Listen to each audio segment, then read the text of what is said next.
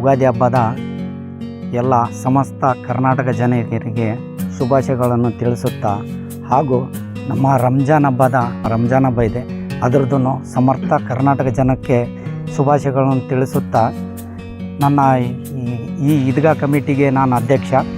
ನಮ್ಮವರು ಬುಡೇನ್ ಸಾಬರು ಅಂತೇಳ್ಬಿಟ್ಟು, ಗಸ್ತಿ ಬುಡೇನ್ ಸಾಬರು ಈ ಕಬ್ರಸ್ತಾನ್ ಕಮಿಟಿಗೆ ಅಧ್ಯಕ್ಷರು.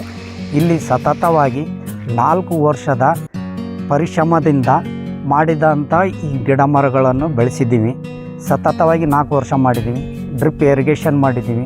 ಪ್ರತಿಯೊಂದು ಗಿಡಕ್ಕೆ ಹನಿ ನೀರಾವರಿ ಪದ್ಧತಿಯಲ್ಲಿ ಮಾಡಿ ಎಲ್ಲ ರೀತಿಯಿಂದ ಗಿಡ ಮರಗಳನ್ನು ಬೆಳೆಸಿದ್ದೀವಿ.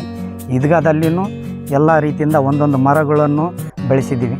ಆಮೇಲೆ ಇಲ್ಲಿ ಇರೋಂಥ ಒಂದು ನಮ್ಮ ಒಳನಾಟಿಗೆ ಯಾವ ರೀತಿಯಲ್ಲಿ ಇದೆ ಅಂದರೆ, ಸಮರ್ಥ ಜನರಲ್ಲಿ ಅಂದರೆ ನಮ್ಮಲ್ಲಿ ರುದ್ರಭೂಮಿ ಇದೆ ಅಂದರೆ ಫಸ್ಟ್ ನಮ್ಮ ರುದ್ರಭೂಮಿ, ಸೆಕೆಂಡ್ ಬಂದ ನಂತರ ಪಂಚಮಸಾಲಿ ಲಿಂಗಾಯತರ ರುದ್ರಭೂಮಿ, ವೀರಶೈವ ಲಿಂಗಾಯತರ ರುದ್ರಭೂಮಿ, ಅದರ ನಂತರ ನಮ್ಮ ರುದ್ರಭೂಮಿ.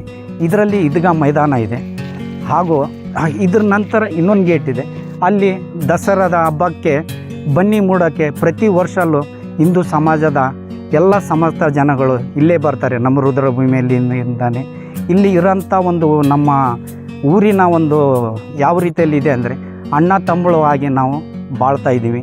ಯಾವುದೇ ರೀತಿಯಿಂದ ಇಲ್ಲಿ ಮನಸ್ತಾಪಗಳು ಯಾವ ಸಮಾಜದಲ್ಲಿಯೂ ನಮ್ಮ ಇಲ್ಲಿ ಇಲ್ಲ, ಎಲ್ಲ ಜಂತುಗಳಲ್ಲಿ ಇಲ್ಲ, ಹಿರಿಯ ಜಂತುಗಳಲ್ಲಿ.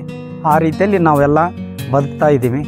ನಮ್ಮಲ್ಲಿ ಎಲ್ಲ ದಾನಿಗಳು ಕೊಟ್ಟಾರ ಎಲ್ಲರಿಗೆ, ಅವರಿಗೆ ದೇವರು ಆಯುಸ್ಸು ಆರೋಗ್ಯ ಚೆನ್ನಾಗಿ ಕೊಡಲಿ.